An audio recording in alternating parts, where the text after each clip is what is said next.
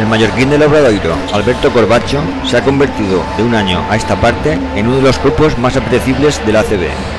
Primero en el ranking total de triples acertados con un extraordinario 44%, ha sido tan amable de atender a los micrófonos de Encancha y darnos sus impresiones sobre el partido disputado en Valencia, en el que el Bluesens Monbus fue por delante casi todo el encuentro, pero acabó sin llevarse la victoria.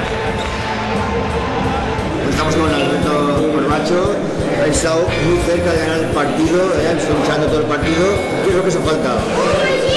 Bueno, ha sido un partido muy competido, que los dos equipos hemos luchado por la victoria y bueno, al final pues unos pequeños errores nuestros le hemos dado ventaja a ellos y lo han aprovechado y bueno, al final pues pequeños detalles pues se le escapó un partido que podía ser disputado y bueno, ya está.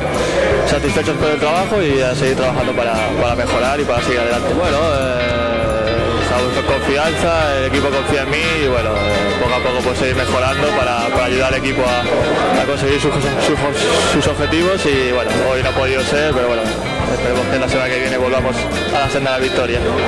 Sí, muy contento por mi trabajo, ¿no? de hace muchos años, que poco a poco pues he intentado hacer lo mejor posible y bueno, ahora pues tuve la oportunidad de conseguir el acceso con el Obradoiro y aprovechar la oportunidad y ya está, no hay nada más, a seguir disfrutando del baloncesto y a seguir mejorando.